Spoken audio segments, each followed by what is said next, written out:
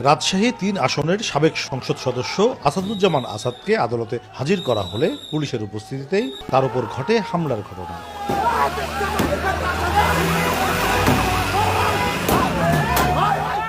একই কায়দায় হামলার ঘটনা ঘটে রাজশাহী মহানগর আওয়ামী লীগের সাধারণ সম্পাদক ডাব্বু সরকারের উপর।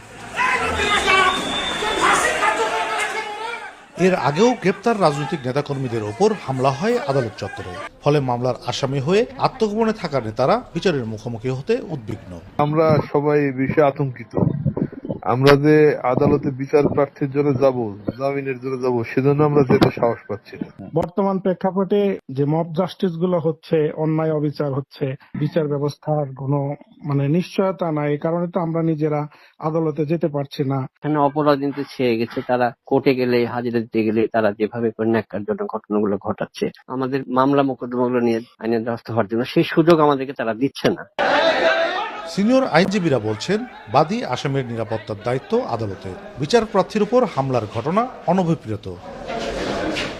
আদালত প্রাঙ্গণে এসে তাকে মারপিট করা হয়, তাকে যদি বিভিন্নভাবে হ্যারাস করা হয়, সেই দায়িত্বটা আদালতের এবং আইনশৃঙ্খলা বাহিনীর উপরে।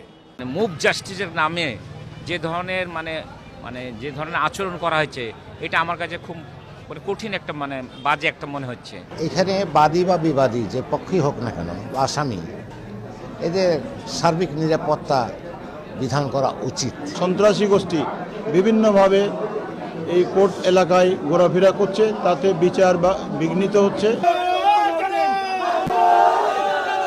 আদালত চত্বরে আসামির উপর হামলার ঘটনায় উদ্বিগ্ন পুলিশও। নগর পুলিশের মুখপাত্র বলছেন, পুলিশের তৎপরতার কারণেই বড় অঘটন ঘটেনি। আগামীতে নিরাপত্তা বলয় আরো শক্ত হবে। পুলিশ না থাকতো তাহলে পরিস্থিতি কেমন হতো একটু বিবেচনা করে দেখেন, অনেক ক্ষতিকর হতে পারতো। পুলিশ ছিল বলেই কিন্তু সেভাবে তাকে করা গিয়েছে, জেল হাজতে প্রেরণ করা গিয়েছে। আইনজীবীরা বলছেন, আদালত চত্বরে হামলার এমন ঘটনা বিচার কার্যক্রম ব্যাহত করবে। কাজী সাহেদ, দেশ টিভি, রাজশাহী।